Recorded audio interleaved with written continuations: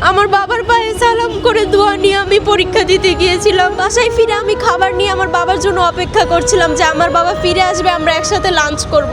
কিন্তু আমার বাবার সাথে আমার আর কোনোদিন লাঞ্চ করা হয়নি।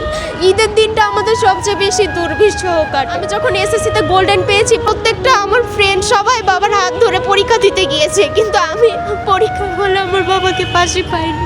আমার বাবা গুম হওয়ার এই 7 বছর ধরে এই প্রেস ক্লাবটা আমার সেকেন্ড হোম হয়ে গিয়েছে, কিন্তু আজও আমরা জানি না যে আমার বাবা জীবিত নাকি মৃত।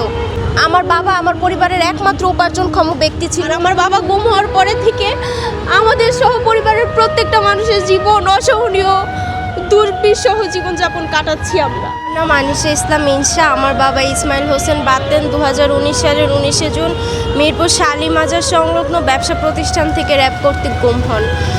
আমার বাবা গুম হওয়ার এই 7 বছর ধরে এই প্রেস ক্লাবটা আমার সেকেন্ড হোম হয়ে গিয়েছে।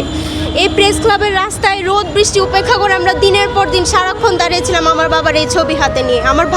আমার বাবা যখন গুম হয় তখন ওর বয়স ছিল মাত্র 1.5 বছর।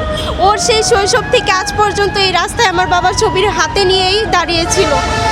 আমাদের খুবই আশাবাদী ছিলাম আমরা যে এই সরকার ফ্যাসিস্ট হাসিনার পতনের পরে আমরা অন্তর্বর্তী সরকারের আমলে আমার বাবার সন্ধান পাবো, আমার বাবা জীবিত নাকি মৃত সেটা আমরা জানতে পারবো। কিন্তু আজও আমার বাবার ছবি হাতে নিয়ে আমাদের দাঁড়িয়ে থাকতে হচ্ছে এবং আমার বাবার সন্ধান চেয়ে যাচ্ছি আমরা, কিন্তু আজও আমরা জানি না যে আমার বাবা জীবিত নাকি মৃত। আমাদের জীবনটা আসলে প্রত্যেকটা সেকেন্ড আমাদেরকে স্মরণ করিয়ে দেয় যে আমার বাবা গুম। আমাদের জীবনটা যে সুখের না সেটা আমরা প্রত্যেকটা সেকেন্ড অনুভব করতে পারি। যদি আমরা এক মুহূর্তের জন্য একটু হাসিও, পরক্ষণেই আমাদেরকে কাঁদতে হয়, কারণ আমার বাবার কথা মনে করে। ঈদের দিনটা আমাদের সবচেয়ে বেশি দুর্বিষহ কাটে। দেখেন, আপনারা সবাই স্বাধীনতার আনন্দ কিছুটা হলেও উপভোগ করতে পেরেছেন। 5 তারিখের পরে সবাই অন্তত এই ফ্যাসিস্ট হাসিনার পতনের আনন্দ উপভোগ করতে পেরেছে, একটা নতুন স্বাধীন বাংলাদেশে নিঃশ্বাস নিতে পেরেছে। কিন্তু আমরা আসলে এই স্বাধীনতার আনন্দ বিন্দুমাত্র উপভোগ করতে পারিনি। আমরা এই স্বাধীনতাটা আমার বাবার হাত ধরে উপভোগ করতে চেয়েছিলাম, কিন্তু আজও আমরা আমার বাবার খোঁজ পাইনি। তাই আমরা এই স্বাধীনতা, এই বিপ্লবের অর্থ আমাদের কাছে অর্থহীন হয়ে পড়েছে। আমার বাবার সাথে আমি একসাথে বসে বৃষ্টি দেখতাম, পূর্ণিমার চাঁদ দেখতাম।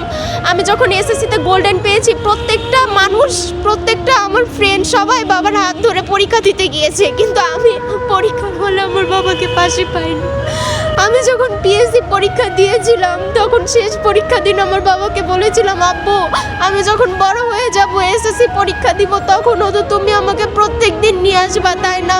আমার বাবা বলেছিল যে আমার বাবা আমাকে নিয়ে আসবে, কিন্তু আমি আমার বাবাকে পাশে পাইনি। আমার গোল্ডেন পাওয়ার আনন্দটুকু আমি আমার বাবার সাথে ভাগ করতে পারিনি। আমার বাবা যেদিন গুম হন সেদিন 19 জুন ছিল, আমার পরীক্ষা ছিল। আমি তখন ক্লাস 7-এ পড়তাম। আমার বাবার পায়ে সালাম করে দোয়া নিয়ে আমি পরীক্ষা দিতে গিয়েছিলাম, কিন্তু সেই দিন আমার পরীক্ষার হলে মনে হচ্ছিল আমি লিখতে পারছিলাম না। বাসায় ফিরে আমি খাবার নিয়ে আমার বাবার জন্য অপেক্ষা করছিলাম যে আমার বাবা ফিরে আসবে, আমরা একসাথে লাঞ্চ করব। কিন্তু আমার বাবার সাথে আমার আর কোনোদিন লাঞ্চ করা হয়নি। সেই দিন রাত থেকে আজ পর্যন্ত আমরা পুলিশ, র্যাব, ডিবি এমন কোনো জায়গা বাদ নেই যেখানে আমার বাবার সন্ধানে না গিয়েছি।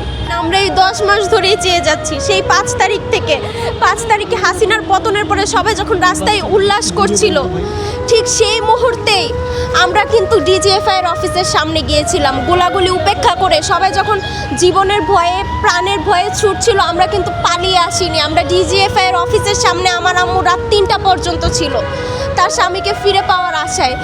3 দিন আমরা সেখানে সকাল থেকে সন্ধ্যা পর্যন্ত ছিলাম, দাঁড়িয়েছিলাম। সেখানে বসার পর্যন্ত কোনো ব্যবস্থা নেই। আমরা ডিজিএফআই 3 দিন টানা দাঁড়িয়েছিলাম, 3 দিন সকাল থেকে সন্ধ্যা পর্যন্ত।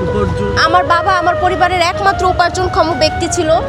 আমাদের পুরো পরিবারের মধ্যে 22 জন মানুষ। আমাদের সেই 22 জন মানুষের ভরণ পোষণ, একটা 5 টাকার কলম থেকে শুরু করে সব কিছু আমার আব্বুর দায়িত্ব ছিল। কারণ আমার 2 ফুপির হাজব্যান্ড নেই, আমার চাচু মারা গিয়েছে, সবার দায়িত্ব আমাদের উপরে ছিল। আর আমার বাবা গুম হওয়ার পরে থেকে আমাদের সহ পরিবারের প্রত্যেকটা মানুষের জীবন অসহনীয় দুর্বিষহ জীবনযাপন কাটাচ্ছি আমরা।